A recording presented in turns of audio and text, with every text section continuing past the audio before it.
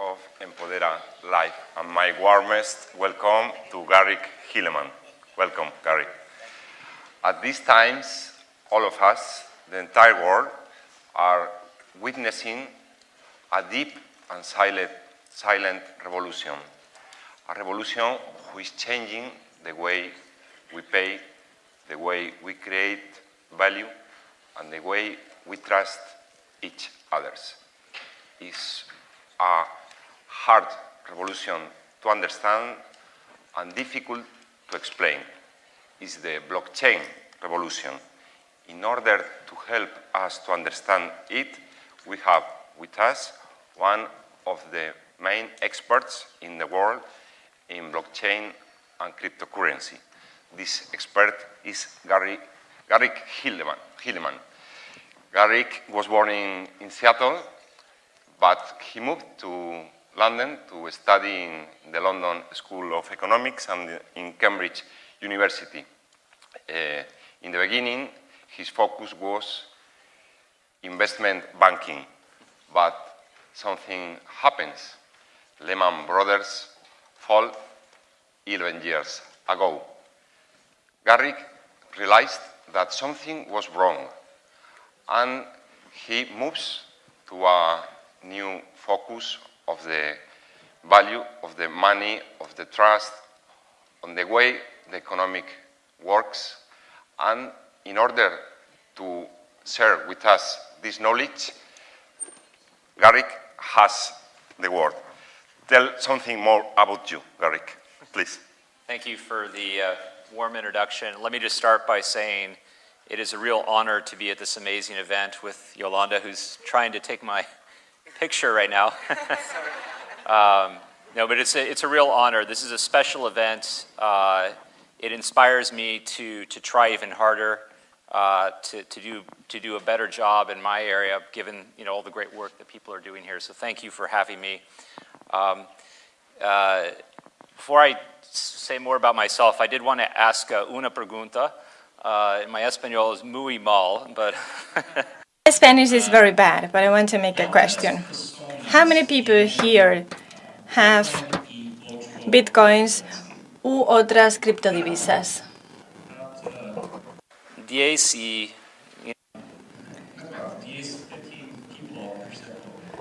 Bueno. So that's amazing. In 11 years, almost 11 years that Bitcoin has been around, we've seen it grow to have probably 20 million or more people now that actually own some cryptocurrency. And I first learned about Bitcoin in 2011 at the London School of Economics during my PhD. And I was studying the financial system and the macroeconomy and trying to understand the 2008 financial crisis, why this had happened, will it happen again? And I watched many things that were attempted to address the problems that created the Lehman Brothers collapse and the 2008 crisis. We saw regulatory reform. We saw things like Dodd-Frank passed by the US Congress and the so-called Volcker rule to prevent investment banks like the one I used to work at from gambling and crashing the financial system. But today the Volcker rule is being deleted. I saw things like Occupy Wall Street, people mobilizing in the streets to protest the corruption and the inherent unfairness of our financial system. But Occupy Wall Street died. And I realized that if you really want to change the financial system, if you really want to create a fairer, more transparent, more equitable, more efficient financial system, you need to change the software. You need to change the infrastructure. This is the only way to create lasting impact and change around money in our financial system. And I believe blockchain technology is a very important step in that revolution. Garrick, where does the money come? This is a great question, and one of the first questions I begin all my lectures asking my students, because it's very hard to understand Bitcoin if you don't first understand money. And where does the money come from? It grows on trees, right? The paper, it's actually, in the United Kingdom, some of our banknotes are plastic now, so it no longer grows on the trees, but this is the joke. I think many people recognize that the bills and the coins in our pockets, they are minted, they are manufactured by the central bank. Those are created by the central bank, a government institution or quasi-government institution. But that is a tiny percentage of our money supply. That's only 5%. And so the next question is, where does the other 95% come from? Where does the vast majority of our money come from? Some ideas? Anyone knows? Yeah, most people don't know the answer to this question. In my experience, in the hundreds of lectures I've given in the last 6-7 years, the answer of where most of our money comes from is it comes from banks. Banks create the vast majority of our money. Banks like Santander, HSBC. When you go to ask for a loan to buy a house, to get a mortgage, new money is created. And this is not widely understood. It's not taught even in many economics 101 classes, and it's very important to understand that's the current system we have to understand also how Bitcoin works. And then, where does cryptocurrency comes from? So 11 years ago, this mysterious person named Satoshi Nakamoto published a paper describing Bitcoin and shared it with just a small number of people who received it and said, this will never work. We've tried this before. In fact, we've been trying to create cryptocurrency for almost 40 years. The story of cryptocurrency begins long before the story of Bitcoin. And so there was a lot of skepticism when Bitcoin was released by the mysterious Satoshi Nakamoto 11 years ago. But it's been working. It's been working and operating for over 10 years, and its value has been increasing, and more people are using it. And now you see companies like Facebook launching their own cryptocurrencies in just 10 years. It's a minor economic miracle what cryptocurrency has achieved in such a short time. In fact, the first personal computer, Bitcoin and blockchain are often compared to the internet, as big a revolution as the internet. All right, the first protocol of the internet, TCP/IP, was invented in the early 1970s, and it took over 20 years until the 1990s for the internet to have tens of millions of users like Bitcoin. The first personal computer was invented in 1971, and it took another 9 years until the first personal computer sold over 1 million units. And so Bitcoin and blockchain technology are already achieving a level of growth in the network that is equal to or greater than some of the most important technologies of the last 40, 50 years. How could you define the blockchain technology in a simple way in order to everybody to understand? Yes. The blockchain is basically a database.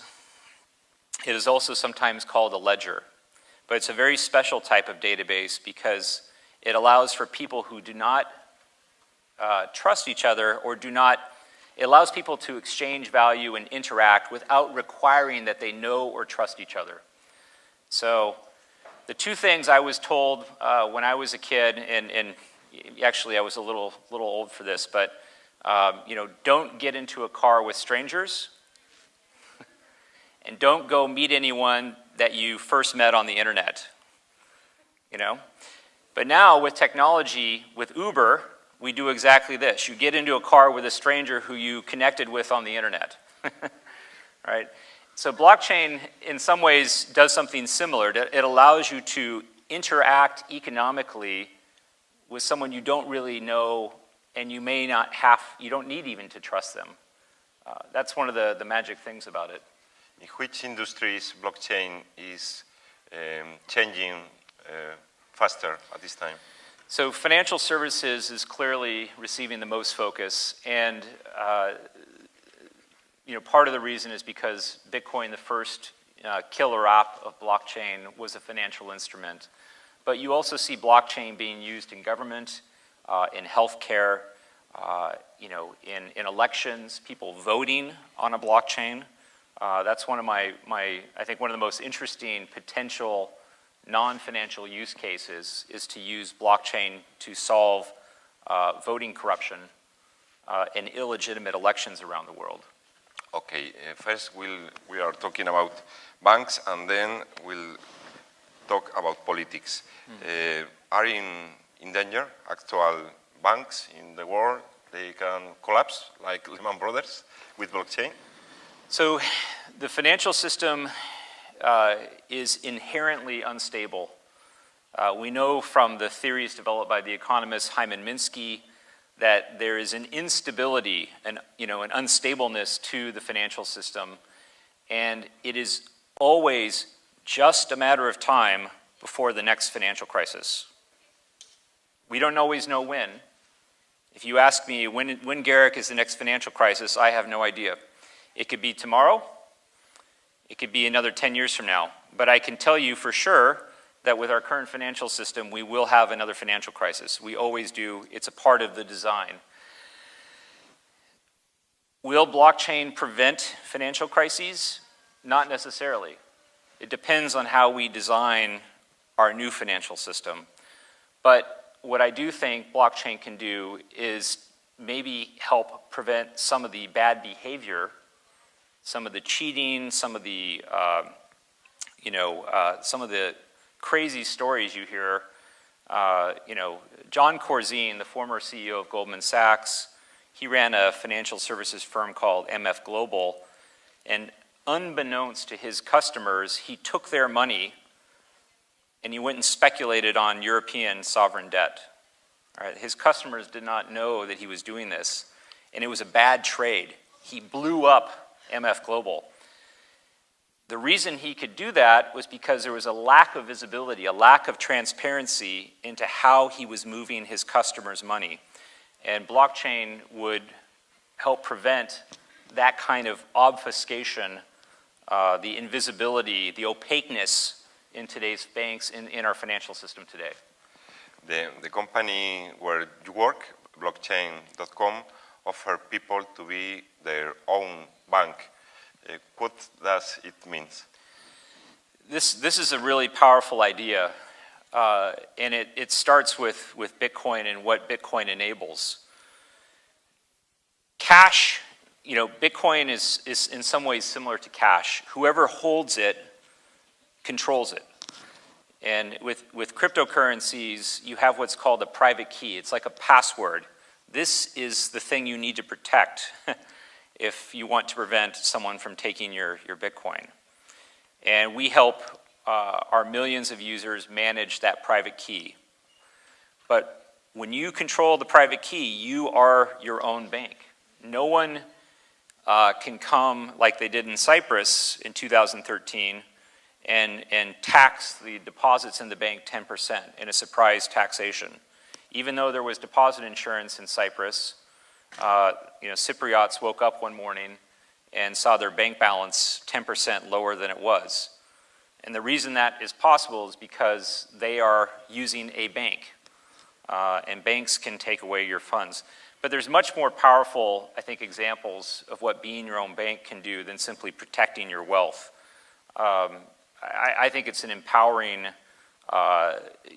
possibility, because you start to also earn the interest and the profits and cut out the middleman and reduce transaction fees and send money overseas for a much lower cost when you're your own bank than when you rely on someone else to do that, and they charge you 20% to send money to sub-Saharan Africa. Or they charged me when I was a student at the London School of Economics. This is right at the time I was first discovering Bitcoin. I was also elected to be research student officer at the London School of Economics, student government, and there were 300 Americans like myself studying at the LSE who were receiving student loans from America. And the 300 students, we were paying each year $150,000 in fees to the money transfer agent that moved the student loan money from the United States over to the UK. 300 students were paying $150,000 each year. That was added to our student loan debt just to convert from the dollars to pounds to pay our tuition at the London School of Economics. So this isn't just a problem that affects the world's unbanked, the billions of people who live in the cash economy, who use systems like Western Union. It also affects students, in advanced countries, the inefficiency of our system. As you checked before, we have 15 people in this place who has money in Bitcoins. Would you say that their financial behavior is more or less risky than other people with other assets? It depends on how much Bitcoin you own. My personal view is that everyone today should own some cryptocurrency. I think it's become a legitimate asset class, and the good news is that even if you don't have disposable income to invest in cryptocurrency, there are ways to actually get cryptocurrency for free through companies like ours, blockchain.com. We gave away, through what we call an airdrop, $125 million of one of the top 10 cryptocurrencies, Stellar, this past year. And this is really important because there's really, there's 4 ways to get cryptocurrency. You can mine it, which is very difficult. You can buy it, but that's hard to do, and a lot of people around the world don't have the money or are not able to connect their bank account to an exchange to buy it. You can try to earn it to get paid in cryptocurrency, but I invite you to go ask your boss, like some people are doing today, to please pay me in cryptocurrency and see what they say. Or you can give it away. You can give it away through an airdrop. That's the easiest way to get people some exposure to cryptocurrency. And if you don't have some, I'm sorry to make a commercial announcement, but I strongly encourage you to do so, and blockchain.com is one of the best places to do that, in my opinion. You talk about the miners. Is there any miner in this room? No? Who and how are the miners? Yeah. I feel very curious about it. This is a complicated area, but it's an important part of the way blockchain systems work, like Bitcoin. The miners are people who are running the software for the network, and they provide the security for the network. Today, many miners are in China because the electricity is free or very inexpensive there. Miners will go where there's cheap electricity. But they get compensated for providing the security, for powering the network, and for processing transactions with new cryptocurrency that's paid to them by the software protocol, and also transaction fees. And this is a very important system. There's a controversy around the miners. I get a lot of questions from the media about the energy consumption of Bitcoin miners, that Bitcoin miners are consuming as much energy as a small country like Slovenia, and it's significant. There's no question about it. But it's also a complicated subject. There's a lot of renewable energy that's being used to power it. This is important in my opinion, and if you compare the mining, the real world mining to produce the metals in our coins, to power the data centers at payment processors like Visa and MasterCard, the energy footprint of cryptocurrency is probably less than our traditional financial system. So it's not as big a problem, in my opinion, as the media makes it sound. Anyway, cryptocurrency is more and more present in our lives. In fact, it's already in our smartphones. Facebook has recently launched his own cryptocurrency, Libra. What's your opinion about Libra? Risk, advantages? Yeah. Does anyone have any privacy concerns about Facebook? Yeah, me too. So Facebook is persona non grata in many capitals around the world, in Washington, D.C., Cambridge Analytica. So I knew some of the professors involved with this Cambridge Analytica scandal. It's a disaster. And one of the pieces of good news about blockchain is it does have privacy enhancing features. That's one of the promises of blockchain technology, is to help build more privacy into our financial transactions, but also our digital identity and other areas of our lives. And Facebook's Libra design potentially could make a positive impact on privacy. Now, I think we need to be skeptical. We need to say, show us, don't tell us, right? Show me, do not tell me. And I would like to see Libra launch. I think it would be a mistake for Europe, as France and Germany recently announced, to block Libra. I think it needs to be regulated. I think it needs to be controlled. But the reality today is it's still too expensive to send money across borders. We need more competition. We need more innovation and pressure from companies like Facebook to create a way to transfer funds seamlessly around the world. Sending money should be like sending an email or a text message. It's free and it's instant to send a message on WhatsApp or using email. Money should be like this in many ways. Now, that's not going to work for people who use cash. Cash will always be slower, and a lot of the people that Facebook wants to help, the unbanked, the billion people with no identity around the world, these people use cash today, and Libra will not probably help them, but it's a step in the right direction, in my opinion. In which way blockchain can help to a better democracy, to more freedom, to a more sustainable future?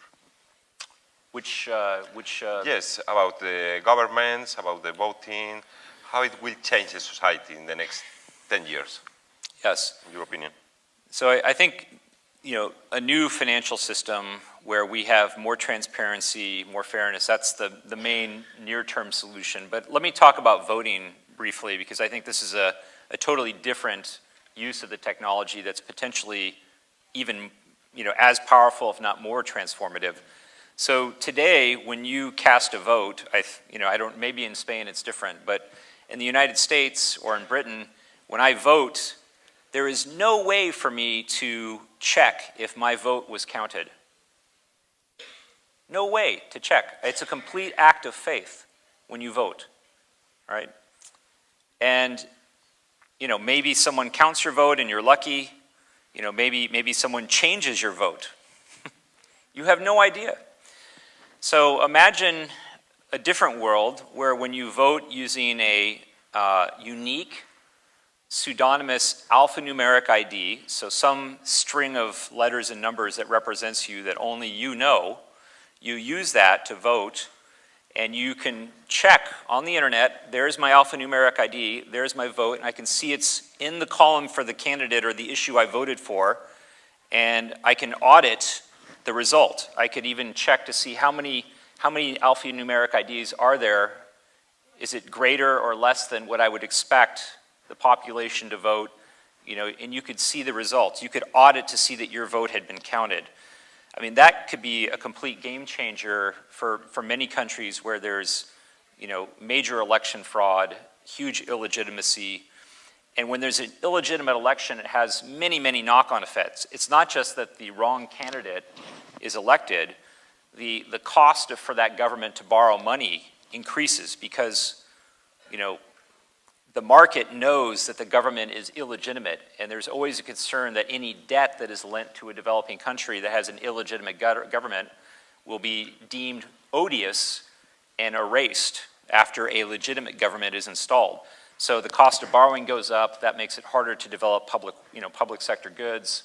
Lots of knock-on effects. So changing the elections, I think, could be a major use case for blockchain.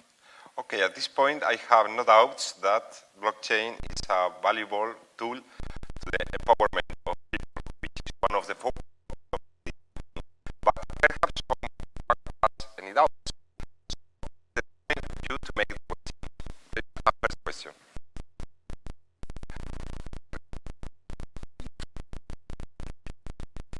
On 10 minutes for the questions.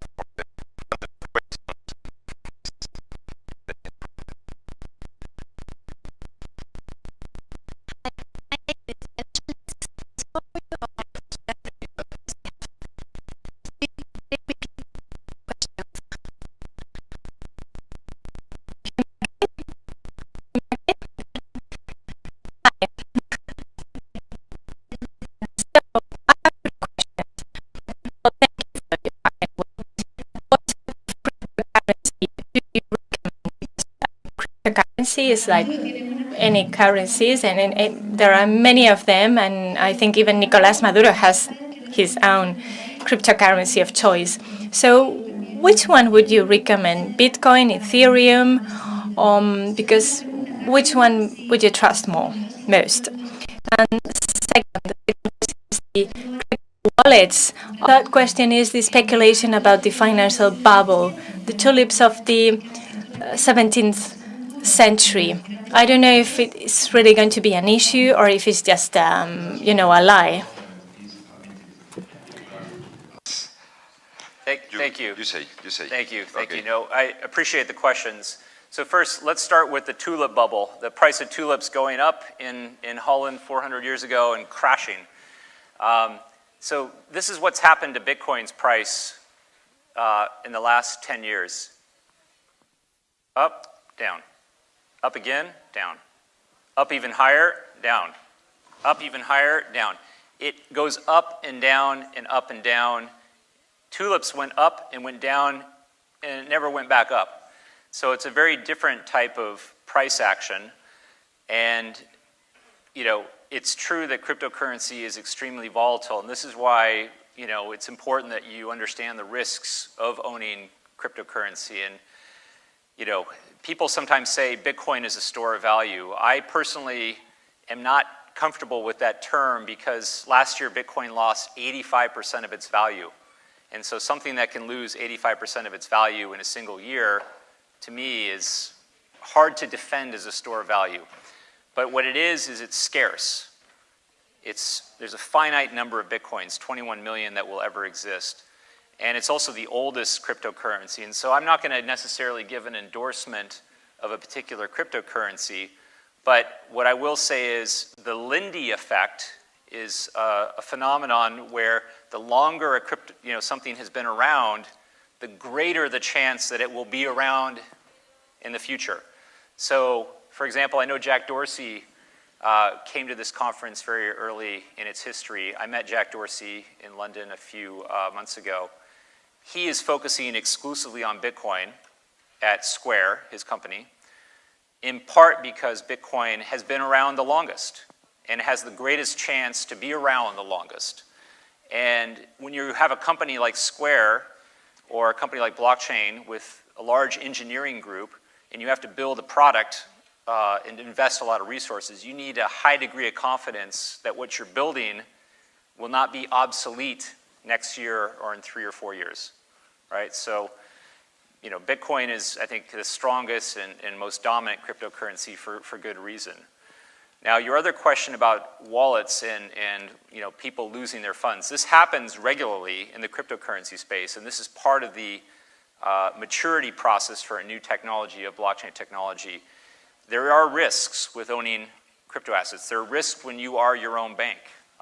When you carry cryptocurrency around on your phone, it's like carrying cash. And so there are ways to safely carry or use cryptocurrency where you're not walking around with a lot of cash or the digital cash equivalent.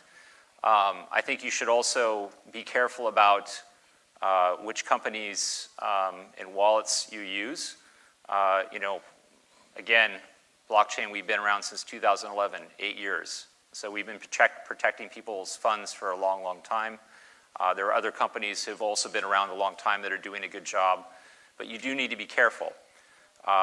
One of the biggest problems is when people decide to store their cryptocurrency with someone, like at an exchange, and the exchange gets hacked. That's been one of the biggest problems. Mt. Gox is a very famous example of this. When you are your own bank, you are not at risk to that type of attack. So you buy at your own risk.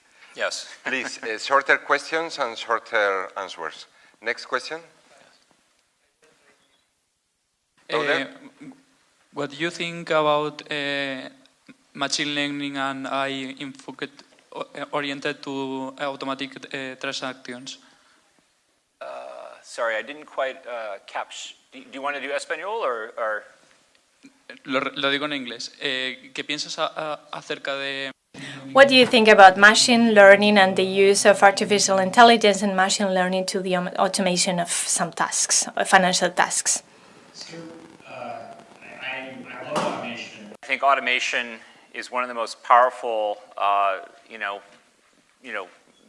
processes of our time.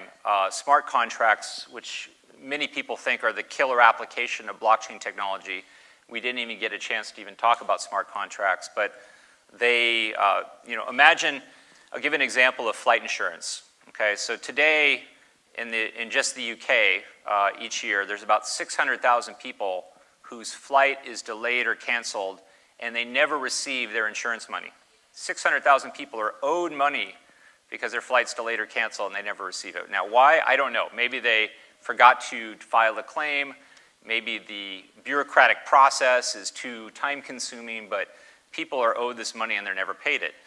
Well, a smart contract, which is just an application, okay, that lives on a blockchain. So you can think of the blockchain as like Microsoft Windows, and like the smart contract is Microsoft Word. It's the application that runs on the operating system. It can check to see if the flight is on time or not. And then if it's not on time, it will pay you automatically the money. You never go through a claims process, all right? You receive your funds instantaneously. And furthermore, you are also protected from the insurance company running away with your money prior to the event.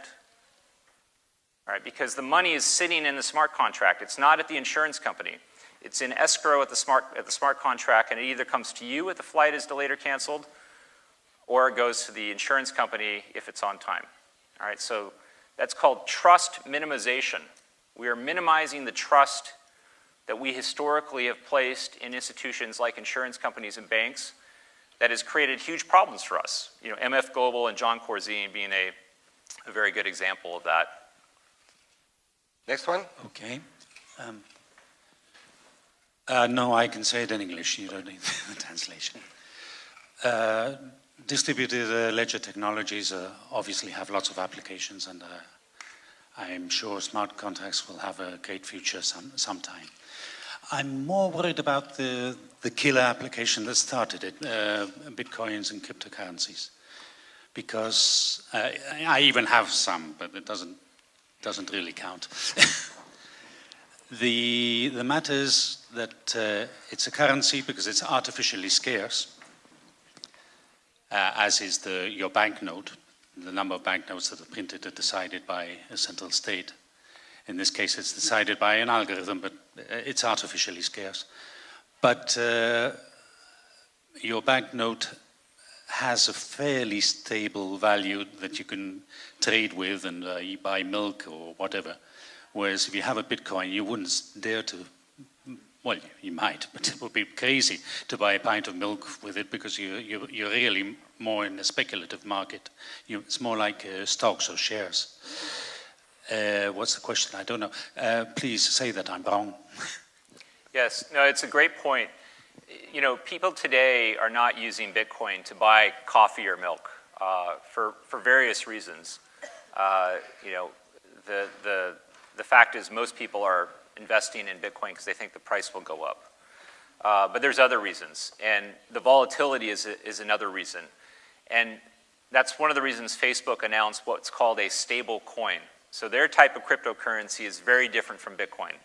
It has assets, US dollars, euros, sterling, yen, and the Singaporean dollar, and some debt sitting in reserve backing each Libra unit. So there's something behind it. There's nothing behind Bitcoin. There's no asset in a bank that you can convert your Bitcoins for. All right? But stablecoins, and we've done a lot of research at blockchain on this, and I invite you to come to our research page if you're interested in learning more about stablecoins. We have a major, the first major report on stablecoins that we published called The State of Stablecoins, have a much greater chance of being used for milk because the price is supposed to be stable, relatively stable to something like the euro.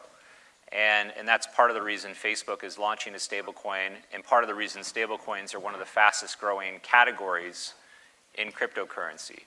So I 100% agree with you that today, spending a Bitcoin for coffee does not make sense.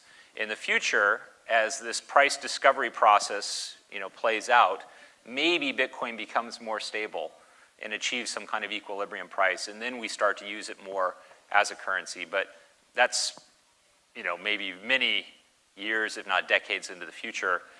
If Bitcoin isn't superseded by another currency, there's, the chance that something else comes around that's better too. Just a minute, before you, we have received a question from a nerd. Maybe you know the answer or not. The question is, what do you think about blockchain and directed acyclic graphs like Phantom? It's Chinese for me. It's Chinese. So there's many different flavors of blockchain, like DAGs, which is the question. I think it's, to be honest, a bit beyond the scope of what we're trying to cover here today. But let me just say this. Today, Bitcoin has limited transaction capacity on its main network. And so people are experimenting with what we call, second layer networks or new types of blockchains, DAGs, new consensus mechanisms. This is where it gets really geeky, to try to increase the capacity to accommodate Visa, MasterCard level transactions. So the system that Libra announced, for example, Facebook announced, should be able to process about 1,500 transactions per second compared to, less than 50 for a currency like Bitcoin or Ethereum per second. Okay, this nerd say thank you from the streaming. The next one, please. Sí, hola. Hola. Sí, hola. Quisiera comprar la moneda IOTA. I'd like to buy the IOTA cryptocurrency, but I don't know where to buy it. But do you know about it? Do you think it's a good idea to buy IOTAs?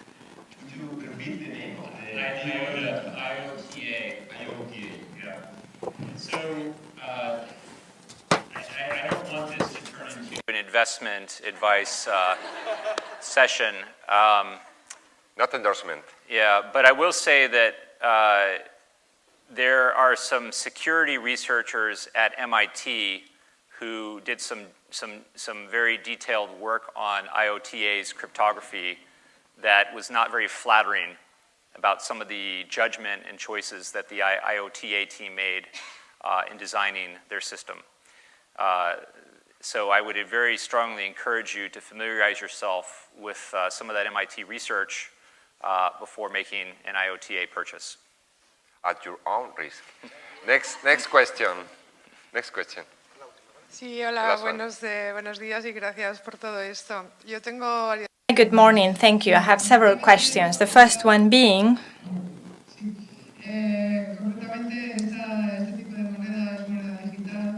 those digital currencies, those cryptocurrencies you are talking about, means that people are getting closer to this type of crypto world and digital world. But there is still a lot of people, a lot of population that is nowhere closer to this type of world. So how can you make it affordable? How can you make it? How can you get it closer to that population that will never, that have nothing to do with the digital world? Because we're talking about the stock exchange investments, but some people are just focusing on the monthly savings or just insurances. They all forget about talking to them about investing, and let alone investing in the digital world or by using through a digital platform, because it's people who don't use the internet. So how would you make them more affordable or available for them? Because people, they don't trust this kind of things because they think of the tax havens. Excellent question, thank you.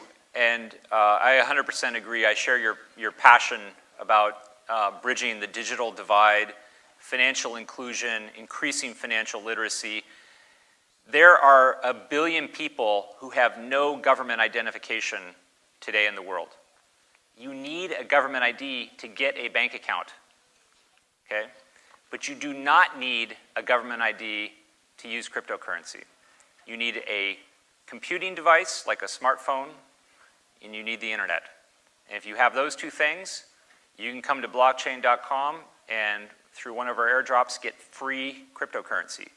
You don't even need money to get onto the cryptocurrency system and begin to use and explore this new technology. So I think that's very powerful for financial inclusion. For someone who doesn't have a smartphone, who only uses cash, you know, we have to help those people too, and that's a bigger challenge, right? But if you have a smartphone, you have access to the internet, you can start using cryptocurrency, even if you don't have access to a bank. Garrick will keep available to you for new questions later. But after finish, I need to make you a very, very short question, and this is not endorsement. Garrick, do you have a substantial part of your savings in cryptocurrency? Yes or no? So, you know, this is something I personally do not generally talk about publicly, to be completely honest, because, you know, I teach at universities and, you know, people, you know, trust, you know, the professor types. And so I just want to encourage you to own some cryptocurrency, but be very careful about how much you own. There are risks, volatility risks, hacking risk, and just losing your private key risk. You know, there's a lot of responsibility with being your own bank. You know, there's no password reset for Bitcoin. If you lose your private key, you know, bye-bye Bitcoin. But that's also very powerful, having that ownership. You know, that's very empowering, and one of the reasons why I wanted to come here today. Okay, so very careful with your money and hope to the future. Thanks a lot, Garrick. Thank you. Thanks to everybody.